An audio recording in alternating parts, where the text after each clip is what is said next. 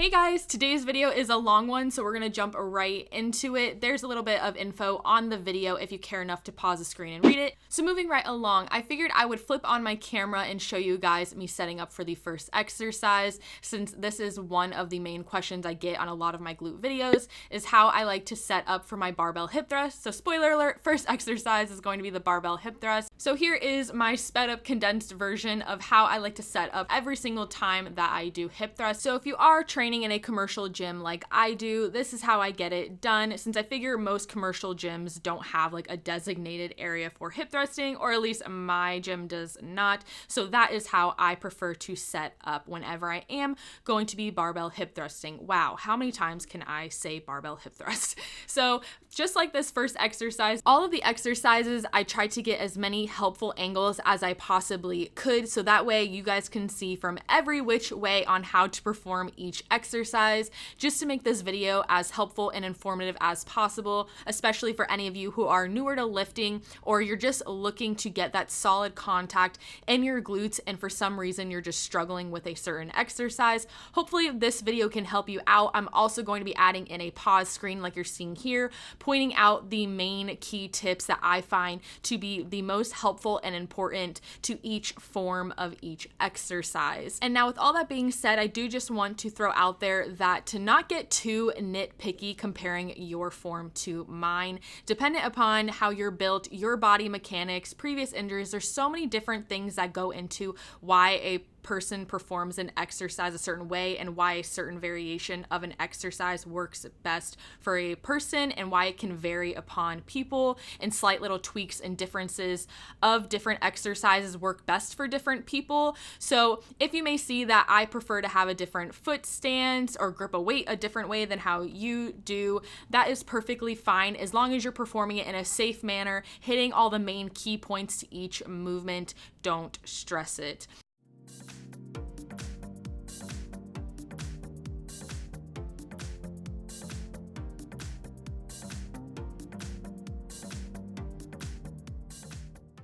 Second exercise is actually going to be more so a collaboration of exercises, in that pretty much anything set up like this, holding a kettlebell in a deficit, elevated lift, however you refer to it as, I am in love.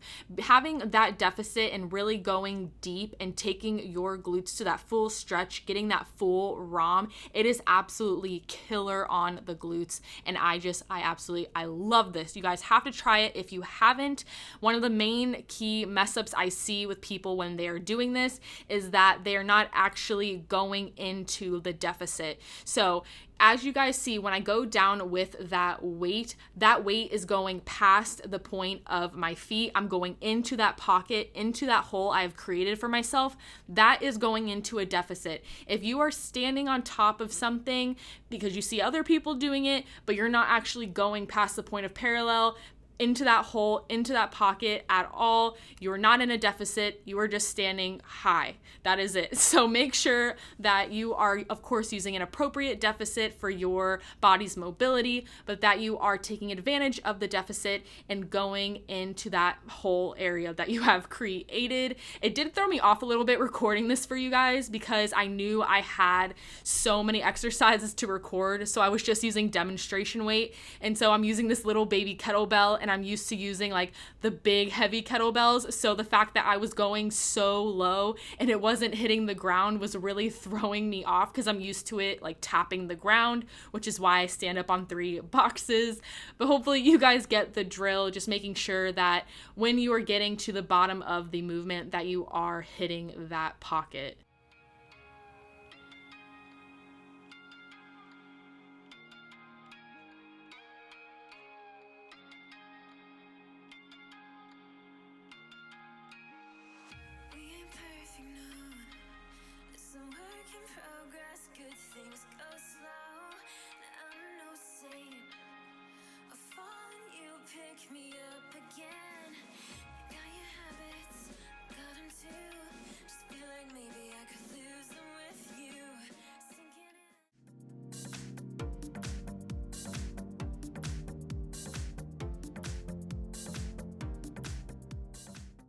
Alrighty, you guys, front foot elevated split squat.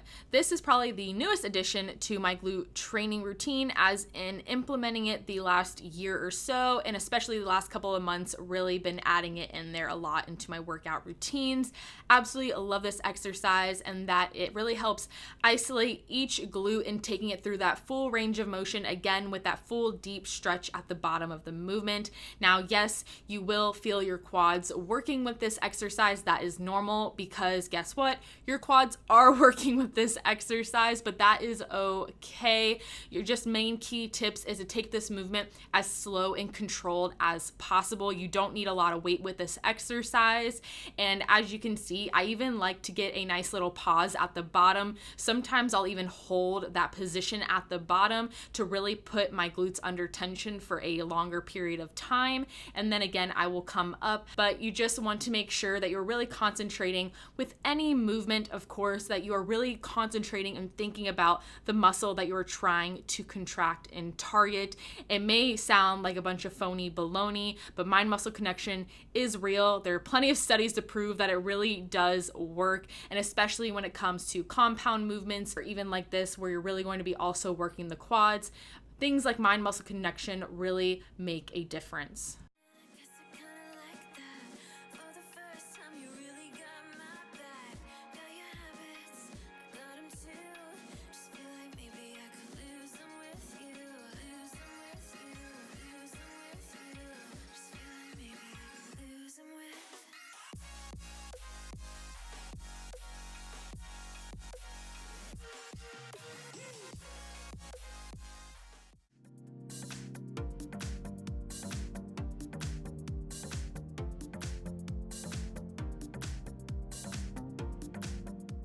So the barbell glute bridge, I love this exercise for a few reasons. I specifically love doing this exercise on my hamstring focused day because it really helps to eliminate any quad activation and really focus that weight on your backside. So with glute bridging, since you are on the ground, you are losing some of that range of motion that you would get in a hip thrust. So that can be viewed as a slight negative or positive, but there are definitely more positives to the glute bridge than negatives. So firstly is going to be quad activity. If you're somebody who has really dominant quads, or your quads just take over, especially when you're hip thrusting, which yes, your quads working while hip thrusting is normal because they are being worked. But if that is something that just really irks you, or they really take over and you're looking for another way around it, then glute bridging would be a great alternative to that. Secondly is going to be, you can really use this exercise to build up your strength. Since you are having that shorter range of motion, it's a great way to build up some strength. And then I'd say one more positive would be, especially if you are a beginner and you don't feel quite comfortable yet with hip thrusting and being elevated, and you're looking for a little bit more control over the weight, a little bit shorter range of motion, doing glute bridging and just being on the ground and getting that practice in and building up a little bit of strength, getting a little bit more comfortable by using the glute bridge for that, and then having that all translate over into your hip thrust is an awesome way to do so. So whether you are a beginner, intermediate, or advanced, glute bridging has its place in everybody's training. Now with these clips, I did show you guys two different variations, one with my chin tucked and then one with my head down. People have different preferences on how they like to perform them. I find that if you have trouble with keeping your back flat and you hyperextend your back while performing the movement, keeping your chin tucked will really help with that. Otherwise, keeping your head back, if that feels more comfortable for you, then awesome.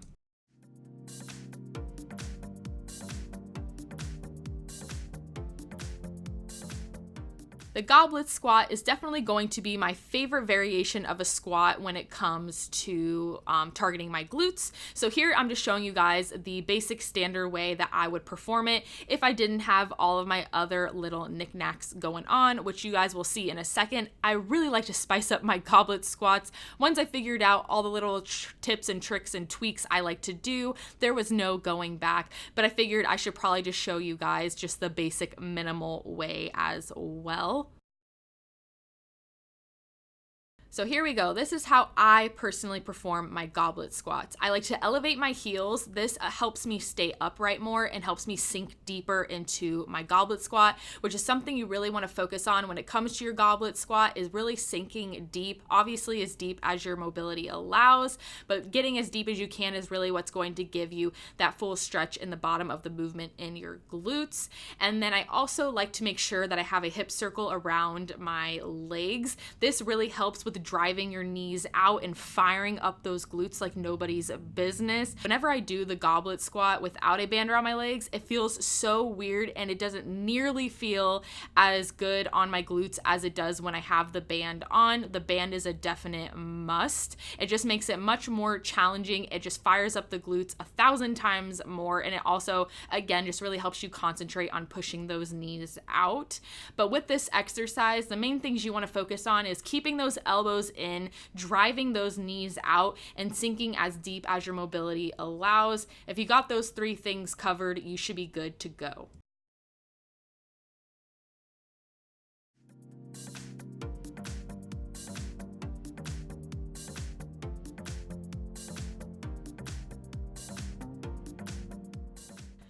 So the Dumbbell RDL, I wanted to share with you guys the variation of a deadlift that would be my main go-to for implementing a deadlift variation on my glute focused training days. So not my main deadlift overall, not the deadlift that I do on my hamstring focused days, just the deadlift variation that I prefer when it comes to targeting my glutes specifically and what I do on my glute focused training days. I want to clarify that because overall I'm a conventional deadlift gal all the way if we're talking heavy lifts, but as far as just targeting my glutes, I'm definitely an RDL with the dumbbells type of gal. So with this exercise, I definitely find that using dumbbells is my favorite way to do it. It just helps me concentrate less on the weight, less on the grip. It's just easier to control and really allows me to, again, use mind muscle connection and just focus on the muscle I'm trying to target, which would be my glutes.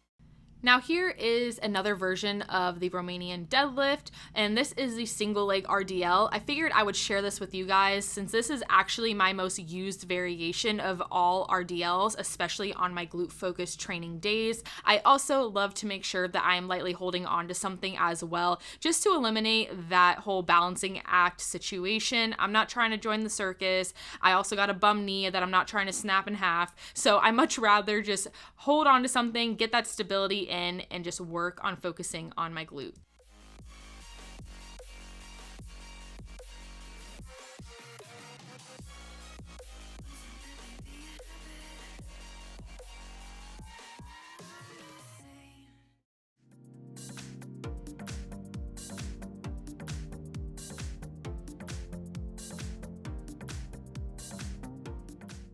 Now here we have the glute dominant back extension, the rounded back extension, however you would like to refer to it as. So for this exercise, to really make sure you are feeling those glutes working and targeting those glutes, you want to make sure you are rounding your upper back like so, crisscrossing those arms and tucking in that chin. Having that extreme rounded upper back is really going to help kind of turn off those erectors, so that way you don't feel that lower back firing up like you would in a standard back extension. Again, further just helping you target those glutes. Now here I'm showing you guys how I would perform the movement if I were to be using a heavy dumbbell. So whenever I'm using heavy weight with this exercise, I like to make sure that I'm able to reset after each rep by bringing it back to the ground, especially when I'm using really heavy weight. I like to make sure that I don't have my form break down at all by trying to hold up that weight too high and not lose any tension on those glutes. So I like to make sure that I have the weight down lower to the ground. Then if I were to be using a lightweight, then I would perform it like so, just like a body weight, and I would just hold that weight closer to my chest. So whether you are doing body weight, heavyweight, or lightweight, I got you covered.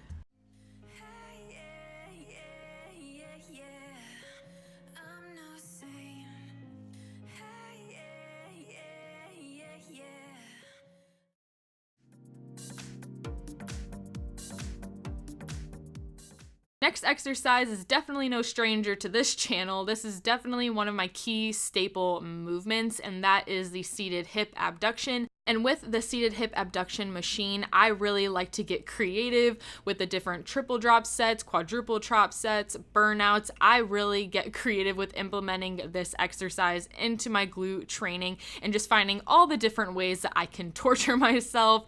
Just, you get the perfect contact with this machine. So if your gym has it and you're not using it, you're missing out, and you need to start implementing it into your training for sure. Now, I personally prefer to use the lean forward, hands on the machine and sitting at the edge of the seat. That's what gives me the best contact and just my preferred way to perform them. However, it's not a must. You don't have to. If you prefer to sit back or just sit straight up, feel free to do so. Do whatever works best for you.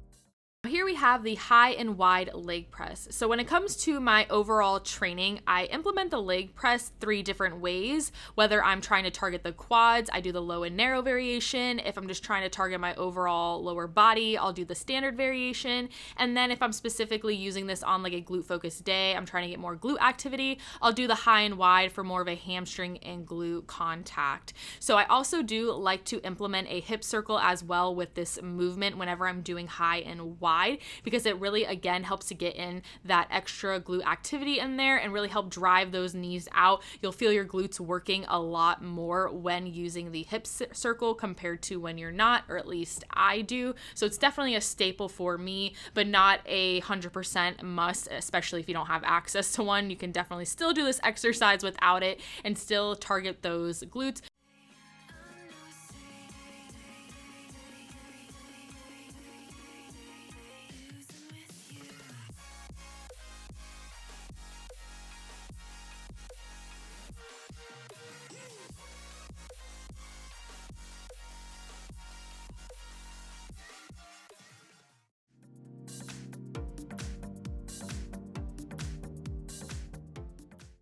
Alrighty guys, we have reached the end of the video. We are on the last one. Seems like it's been forever I've been doing this voiceover, but here we are, the glute cable kickback.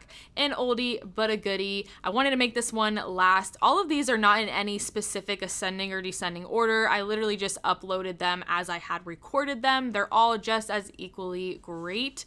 But with this exercise right here, I decided to put it last because I feel like it's the most basic staple exercise you see. I did add in some great key tips for anybody who does struggle with this exercise on that screenshot with the tips that popped up. So if you do struggle with this exercise, make sure to go back and pause the screen there, so that way you can really check those tips out and see if any of those help you out like they do for myself and others.